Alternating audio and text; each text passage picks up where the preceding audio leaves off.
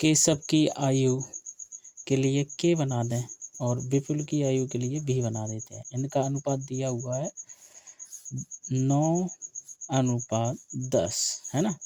और 12 वर्ष बाद इनका अनुपात हो जाएगा 13:14। कितने वर्ष बाद? 12, है ना। यहीं से सॉल्व हो जाएगा। 9 4 13, 4 रेशियो। तो यहाँ हम लिख सकते हैं 4R इक्वल टू 12। 4 यहाँ पे R इक्वल टू, ये 4 इधर आएंगे तो नीचे आ जाएंगे, 12/4। 4 से काट दीजिए, 4 तिया 12। यहाँ से हम कह सकते हैं R equal to 3 year. 1R equal to 3 year आया हमारे पास। तो केशव की आयु पूछा है, केशव की आयु 9R है ना।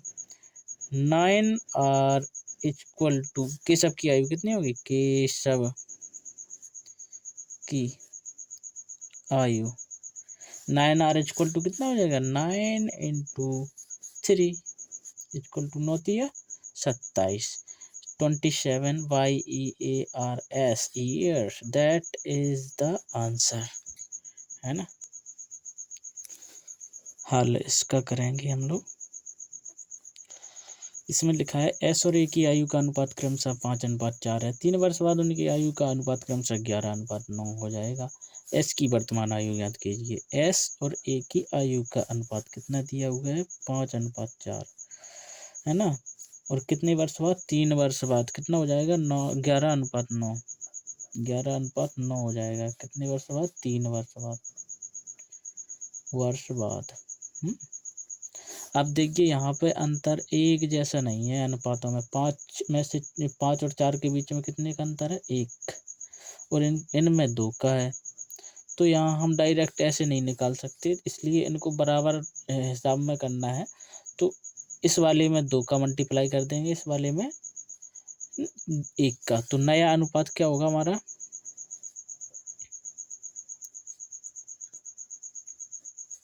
इसमें कितने का गुणा करेंगे? 2 का, इसमें 1 का, है ना। पूरे में करेंगे, ठीक है।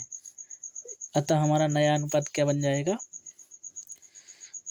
5 दूनी 10, 10:4 8 है। और ये कितना हो जाएगा? 11:9। अब देखिए यहाँ लिख दीजिए 3 वर्ष बाद। और अब देखिए यहाँ कितने रेशियो का अंतर है? एक रेशियो का 1R हो जाएगा। तो 1R इक्वल टू 3 ईयर, ठीक है। 1R equal to 3 year. अब पूछ रहे हैं ये कि एस की वर्तमान आयु। तो अतः एस की वर्तमान आयु इक्वल टू, इस अनुपात में रखेंगे। अब ये था ना एस की, तो 10R। तो 1R इक्वल टू कितनी थी? 3 है। तो 10R इक्वल टू क्या हो जाएगी? 10 into 3 equal to 33 year, that is the answer, ठीक है। हल, इसका हल करेंगे हम लोग। अब ये भी वैसा ही क्वेश्चन है, इसमें अनुपातों में अंतर है। तो माँ और बेटी, माँ लिख लो, बेटी लिख लो, इनका अनुपात कितना है वर्तमान? 8:3, है ना। अब 12 वर्ष बाद इनका अनुपात कितना हो जाएगा? 2:1। कितने वर्ष बाद? 12 वर्ष बाद। 12 वर्ष बाद। अब देखिए इनके भी रेशियो में अभी फर्क है। कितना है? 8 और 3 में 5 का फर्क है। 2 और 1 में 1 का, है ना। तो दोनों में बराबर नहीं है, इसलिए ये इस 5 का मल्टीप्लाई इसमें होगा, इस 1 का इसमें और इसमें होगा। तो ठीक है, ऐसे यहीं डायरेक्ट लिख के हम नया अनुपात निकालेंगे। अब नया अनुपात क्या होगा? डायरेक्ट गुणा कर दें तो 8 1 का ही गुणा होगा, तो 8:3। और यहाँ हो जाएगा इसमें 5 का गुणा, तो 2 पंचे 10 अनुपात 5 एकम 5, ये लिख दीजिए यहाँ 12 वर्ष बाद।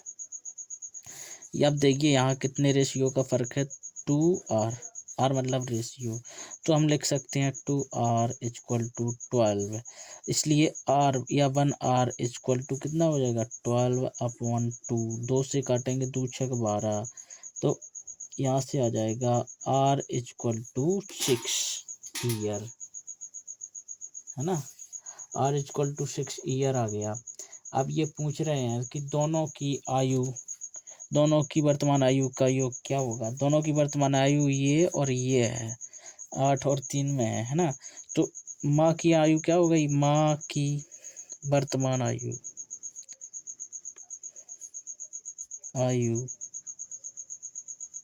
इक्वल टू 8r, यानी मतलब 8 मल्टीप्लाई बाई 3 मल्टीप्लाई बाई 6, है ना, और 8 छंग 48, 48 ईयर। और बेटी की वर्तमान आयु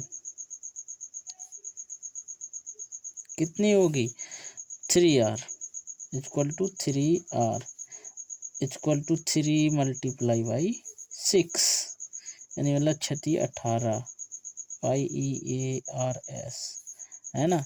दोनों की आयु का योग, दोनों की आयु का योग, अब दोनों की आयु का योग ये हो जाएगा 18 और 48 और 18 जोड़ देंगे, 48 प्लस 18, 8 8 16 की 6, 4 और 1 5 और 1 6, 66 year, that is the answer. दोनों की आयु का योग कितना हो गया, 66 वर्ष।